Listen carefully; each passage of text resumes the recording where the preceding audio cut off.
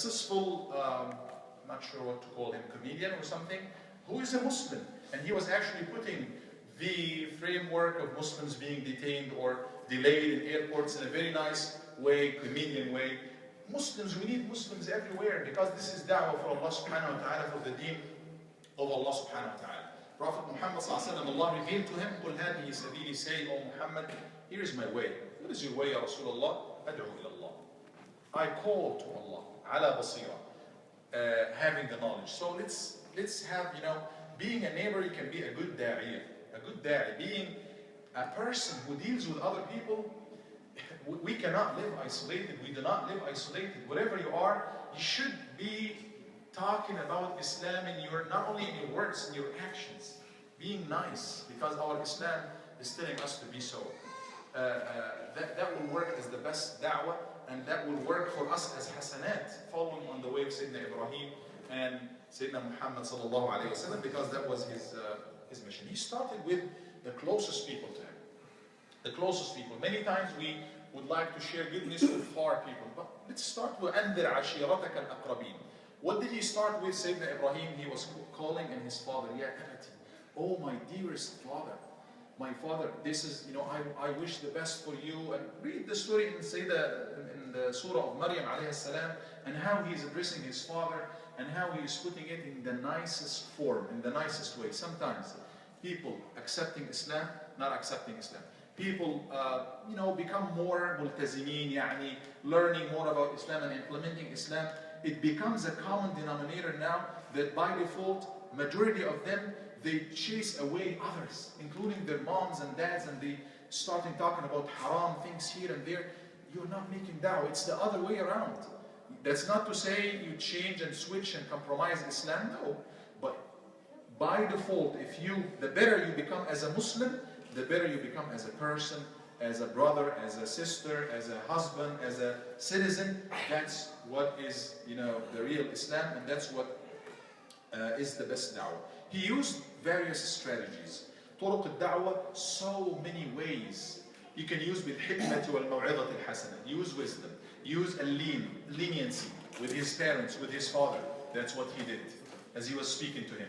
He used أسلوب أحيانا أسلوب الحجة, using the evidence. When he was talking to his people, look at the stars. Who is God? Maybe God is the star. But no, you know what? The star will come to set. During the daytime, you don't see it or something. But it could be something bigger. Could it be the moon? This is in the Quran. And you know what? No, the moon will come to an end. It will set too. It shouldn't be. Doesn't qualify to be a God. God is always there. Could it be the sun? But then same thing happens. He's using evidence. He's using evidence with the Namrud. This king, when he said, who is your God? He said, my God, the one who gives life, takes life. I can do. He said, I can do. Then he used the evidence that my God is the one that brings the sun from the east. And can you get it from the west? So he is using that various ways of da'wah alayhi salam. As-sabr, patience. See, he is patient from early on in his life, patient with everybody around him. They called him, named his father, once threatened him, لَإِن لَمْ تَنْتَهِ لَأَرْجُمَنَّكَ. What is rajm? He said, I'm going to stone you to death if you don't stop what you're saying, that nonsense, that crazy thing. He is patient. He is addressing his father in the nicest, best way ever. His people, when they disagreed with him, they threw him in the fire. They kindled or made the biggest fire for him. قَالْ حَسْبُنَ اللَّهُ وَنِعْمَ الْوَكِيلُ. Patient.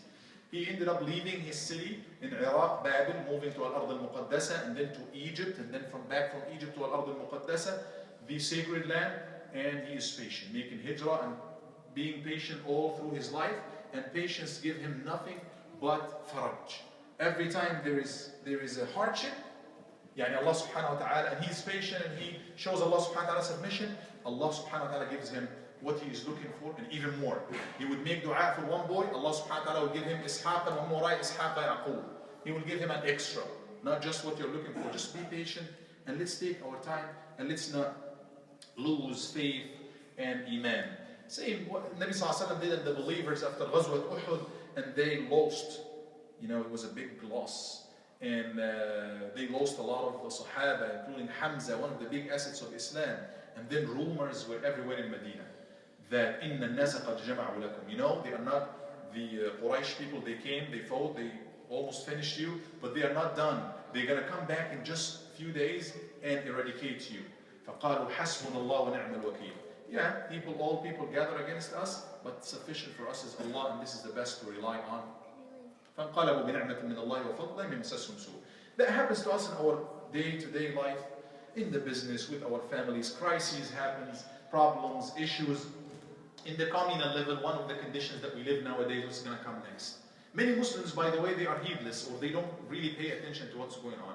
But subhanAllah, there are people talking right now that they can, Allahu A'lam, what's going to come next. But, hopefully, as Sister Hiba said, Mr. Trump is going to surprise us and, does not go down the hill, because it's really, Allahu A'lam, and it's clear what's going on. Lakin we should be patient, working hard, but being patient in the face of anything that could be facing us on an individual level or community level. And tawakkul ala Allah, putting our trust in Allah. We learned that lesson from Hajar alayhi salam. We learned it from Hajar alayhi salam, a role model for humanity. When she was, think about this. This is a lady that was left in the middle of the desert with an infant. In the middle of the desert. You've been to Mecca before? With the nice 5-star hotels and air conditions. Just being outside in the middle of the day in Mecca is, you know what I'm talking about, is very hot, could kill you in no time. He left her not in Mecca, not in the 5-star hotels, no, nothing, nobody is there. Fear by itself, or loneliness by itself is a big factor, huge factor. They ran out of water, and she knew, he told her, imagine that, a prophet of Allah, Ibrahim, he told her that it is the order of Allah subhanahu wa ta'ala, and she had trust. She said, لَنْ يُضَيِّعَنَا, he's not going to leave us alone. Yet, what I'm focusing on is when she ran out of water. I am, the wife of a prophet, and this prophet spoke in the name of Allah and told me that Allah directly is taking care of me. I don't have to do anything. No, she didn't think like that. She had to go between As-Safa and Marwa 7 times. What was she looking for? She's looking for water, she's looking for food, she's looking for somebody passing by, getting all the way up to As-Safa, and then down, and then up all the way, descending or ascending Al-Marwa. What do we learn from that? And then Allah subhanahu wa ta'ala will make it obligatory. You cannot make Hajj or Umrah, unless you have to make sa'i between the Safa and Marwa, do the same trip. Why? Remember, do that like this lady. Follow the causes. Now, this is one of the biggest things that we probably are not achieving the best. We are very good in talking as a nation, as a big nation, talking about our history. Yes, we take good, pride in our history, talking about where we come from, this and that. But let's follow some causes right now. Let's do some action. Let's do like Hajar alayhi salam. Yes, Allah is taking care of us. Yes, Allah will defend us. Yes, we have tawakkul ala Allah. Lakin we have to follow al-asbab, the certain ways you need to get from point A to point B. You have to take the route that takes you there. You can't go towards the opposite direction and expect to get you there. It's not gonna happen. We learned that from Hajar alayhi salam. That's if we are believers. فَتَوَكَّلُوا عَلَى اللَّهِ أو فَتَوَكَّلُوا إِن كُنتُمْ وَعَلَى اللَّهِ فَتَوَكَّلُوا إِن كُنتُم مُؤْمِنِينَ. If you're true believers, you put your trust in Allah, put your tawakkul ala Allah. Part of tawakkul is to follow al-asbab and take the route towards certain ends that you're looking for. It's Islam lillah, full submission and surrender to Allah. Full submission. Allah at one point will order him to slaughter his son. Imagine, in the Quran, slaughter your son. And then, look at the son too, submitted himself. فَلَمَّا أَسْلَمَا وَتَلَّهُ لِلْجَبِينِ. Look, when they both submitted to Allah, you need to submit to Allah. What happened is Allah will give him a ransom and will ask all the believers, followers of Muhammad to do the same in Eid al-Adha, slaughter or sacrifice, to remember and revive and commemorate this huge thing and get the lesson of it. That's what we do. We need to submit to Allah subhanahu wa ta'ala, and success will come after that. A huge lesson that all of us, anybody who got parents, live or dead, those who are alive, may Allah subhanahu wa ta'ala give us the power and the energy to be as good to them and beautiful to them. Those who are dead, may Allah subhanahu wa ta'ala also give us power to make dua for them and be the best to them. Look at Ismail alayhi salam. how obedient and how good and how beautiful and how kind of a boy to his father alayhi salam, to that level, to that extent that Allah subhanahu wa ta'ala, that his father is telling him, I saw in a dream that I am killing you. Well, what do you think? What do you say? And we all know what do we learn from that. It's an order from Allah to Ibrahim. We as parents learn that we need to consult out with our kids and get them on board and talk to them about big matters. He was a small 12, 13-year-old, somebody, and it's an order from Allah at the end of the day, and he's going to do it no matter what, whether you like it or not, because it's an order from Allah. But no, Sayyidina Ibrahim would say, فَانظُرْ مَاذَا تَرَى يَا بُنَيَّ, oh my little boy, this order is coming to me from Allah. What do you think I should do with it? And then, that was really wonderful, but it was no less, what Sayyidina Ismail alayhi salam, his reaction was never less than being wonderful. Then Sayyidina Ibrahim alayhi salam, he said, Ya abati fa'al ma tu'mar. Oh my father, my dad, my dearest father, do what you are commanded to do. You will find me amongst those who are patient. So, ta'at al-walidain, birr al-walidain, being beautiful to your parents. Let me ask you this question. Girls in here, usually, mashallah, we have more girls than we have boys. Actually, we have a lot of boys in here, right? What is, like, we have duties in Islam. What is number one duty ever? Number one, what should we do? Salah? That's not number one. Number one, it's very important. Imad al-Deen, and the most important thing as far as the actions. But there is something that comes before it. No, you guess it. Do what? Follow Allah's word. So number one duty is towards Allah subhanahu wa ta'ala. What is it that should we do with Allah? Is to believe in Allah subhanahu wa ta'ala. Worship none but Allah. So number one duty is to Allah. And yes, salah has to do with it, Amina, because this is the demonstration, representation of this in action. But number one thing is Allah. Number one in our life, duty, actually it's not only in Islam, it's actually for Christians too. Allah comes number one, before anybody else and anything else, that you have to worship Him alone. Number two, in Islam, what is duty number two and homework number two that you have to do? What is it? Give it a guess. What comes right after Allah's right? The right of who? Our neighbors? Let me give you a few choices. Our neighbors, our friends, our parents. Our parents, yes. So Allah said in this in many ayat, وَقَضَى رَبُّكَ أَلَّا تَعْبُدُوا إِلَّا إِيَّاهُ, worship none but Him, number one. And then number two, and then be good to your parents. أكبر الكبائر. One day, a man asked the Prophet, مَا الكبائر? What are the major sins, Ya Rasulullah? He said, number one is shirk billah, is to worship others with Allah. Number two, عقوق الوالدين, is not to be kind to your parents. That's number two as far as the biggest of sins. And اشكر لي ولوالديك, be grateful, gratitude to Allah and then to your parents. That's what Allah subhanahu wa ta'ala is saying. So many ayat. قُلْ تَعَالَوْا أَتْلُوا مَا حَرَّمَ رَبُّكُمْ عَلَيْكُمْ. Come on, let me tell you what Allah subhanahu wa ta'ala made sacred for you. Number one, أَلَّا تُشْرِكُوا بِهِ شَيْءٍ. It's haram, illegal. You cannot pass this, limit of shirk billah. Number one of the things not to do. And number two, وَبِالْوَالِدَيْنِ إِحْسَانًا, and that you should be beautiful and kind to your parents. So it's always, in more than one ayah and hadith, the right of the parents come right after the right of Allah subhanahu wa ta'ala. We learned that from the story of Ibrahim. A couple of more lessons and I will conclude. Ikram al-Dayf. We talked about this. Being generous to your parents. This is from Islam. And Nabi sallallahu alayhi wa sallam قال من كان يؤمن, whoever has faith in Allah and the day of judgment, فَلْيُكْرِمْ ضَيْفًا.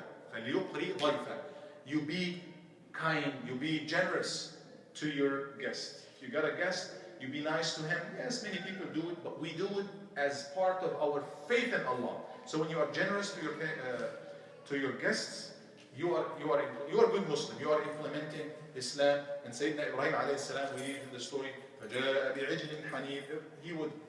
What did he do and how did he behave and how did he how was he hospitable to his parent, to his guests alayhi salam? We learned that from him.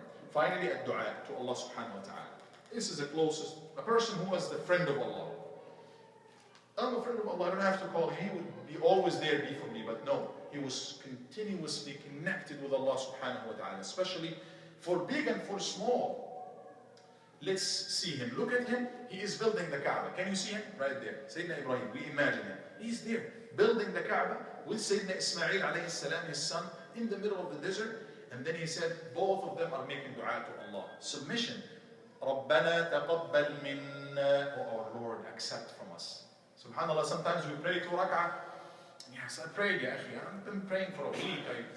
And we are like, as if we have done Allah subhanahu wa ta'ala a favor. You know, I prayed, ya akhi, I paid, I did that. They are building the Kaaba for millions and billions of believers to come and for the sake of Allah subhanahu wa ta'ala, the house of Allah, and then they are still, you know, devotedly making dua to Allah. Ya Rabb, oh Allah, accept from us. Not only that, رَبَّنَا وَجْعَلْنَا مُسْلِمَيْنِ. Oh Allah, make us submit to you. You're already Muslim. You are the leader of Muslims. And you are building a Kaaba that is the house of Allah. But look at the tawadur. Look at how humble they are. Yani one of the worst things is to be, how you call it, haughty, to be boasting of your faith, to be arrogant because of you being Muslim or because of you having a little faith or something. It's the opposite. The more you have a faith, the more humble you become. That's what it is. They are prophets, both prophets, building the house of Allah by the order of Allah, this, and then they say, oh Allah, accept. Oh Allah, make us Muslims to you. وَمِن ذُرِّيَّتِنَا, making dua. He made dua one more time. رَبِّ هَبْ لِي مِنَ الصَّالِحِينَ. Oh Allah, grant me of the righteous. And Allah will give him righteous. Not one, but 2 prophets, and actually so many prophets that will come. Those amongst so many other lessons we'll learn from Ibrahim. Can I take a few more lessons from the floor in here? If anybody can think of something that we learned together that probably was not mentioned from Sayyidina Ibrahim alayhi salam in his life. Sisters, brothers, young and young. What do we learn from Sayyidina Ibrahim alayhi salam?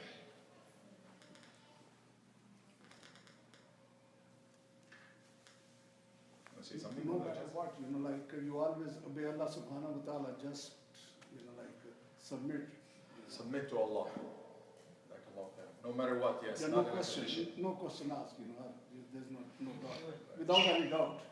Some people prefer the condition, they have conditions, the conditional kind of submission. As Allah said in the Quran, it's talking about this ayah, وَمِنَ النَّاسِ مَنْ يَعْبُدُ اللَّهَ عَلَى حَرْفٍ, which means shart, يعني. Some people, they worship Allah on terms, on conditions. فَإِنْ أَصَابَهُ خَيْرٍ اطْمَأَنَّ بِهِ. If they are giving, if something good happened to them, they are good. They have faith and they retain their faith. وَإِنْ أَصَابَتْهُ فِتْنَةٌ انْقَلَبَ عَلَى وَجْهِهِ. But if something bad happened to him, fitna or something, that he goes away. They just worship and they become good Muslims if things are good. But otherwise, they don't. No, no matter what, good or bad, we worship Allah subhanahu wa ta'ala, submit to Him. Lessons from Sayyidina Ibrahim alayhi salam, so we'll move on. Submit even if it's in a dream. What is it? Even dream you submit. Even in dreams, but it was a dream of a prophet, right? I know we submit to dreams, many submit to dreams, many give up their life for dreams. Ask me about that. Many emails and questions about dreams. I have a dream. Any lessons? Brother Yusuf? So we should not forget to make dua, as Prophet Ibrahim, after doing so many things, he's still asking Allah. And we, yes, when we pray, that's it. When we forget to ask Allah. Actually, during prayers, subhanAllah, we are all guilty of that. Let's activate our ibadat and so on, and let's just be continuously in a status or in a state of dua to Allah, connection and requesting, as we always need Him. Sister. Allah subhanahu wa ta'ala put in our hearts fitra to know Him. And just like at the beginning of the story, Ibrahim kept, like you mentioned, wondering, is it the stars, is it this, there's this fitra. And sometimes now we already know Allah, but we can use that fitra to guide us from right and wrong, and to question and seek knowledge instead of just, acquiescing to whatever information comes our way, but really seeking the truth out. Right, and let me add to that, maybe it's not, you didn't imply that, but it came to my mind right now, especially for youth, and maybe for parents too. Many times we do not have answers for some questions, not many times actually. We are probably Muslims the least to have that, because we don't have anything that's complex or not understandable. But sometimes we have some taboos that we don't talk about. No, don't ask this question. Parents might tell kids like that, or kids might feel intimidated sometimes. There is nothing in Islam that we, are ashamed of, or it doesn't make sense. But if you have any question, make sure you seek the knowledge for it. Make sure you are convinced with it, because Allah subhanahu wa ta'ala in the Quran is giving us the baraheen, the evidences, and is refuting things and is making things clear. So maybe it's just a matter of knowledge that you need to ask. Even if you ask the Imam, he doesn't give you the answer that makes things clear. We have access to knowledge right now more than any other time. Just make sure you have the knowledge and you empower yourself, especially when it comes to those taboos and questions and stuff. Sireen. Sure. How come most prophets get what they wanted to do in their dream? A dream, what is a dream? We can talk about this, for a long time. A dream, we have the body, we have the soul, right? When somebody dies, the body is there, it is there. But the soul, what makes us alive, what makes you a girl and me a boy, and gives me my own characteristics, somebody who gets angry very easy, maybe you are not. What makes you so sweet, everything about you is sweet, mashallah. But somebody that, nice, she's nice, she talks, that's the soul, that's the spirit of that person. So when we sleep, guess what happens to the spirit, the soul of everybody? Guess what happens to it when we sleep? Is it still there in our body? It is not. It leaves. It is still partially connected to the body, but it goes to Allah. It goes to a certain place somehow as we sleep, right? That's why we dream. We see in some dreams they have certain categories, but one of the categories is that your soul, the soul of somebody, when they have a dream, it goes somewhere and it meets the souls of other people. They could be dead already.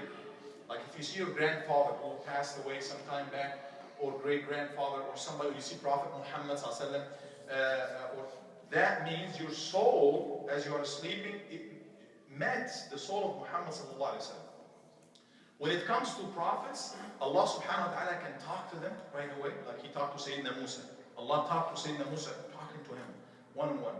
Or He can send an angel to talk to him, give him a message, and this angel can come in various forms.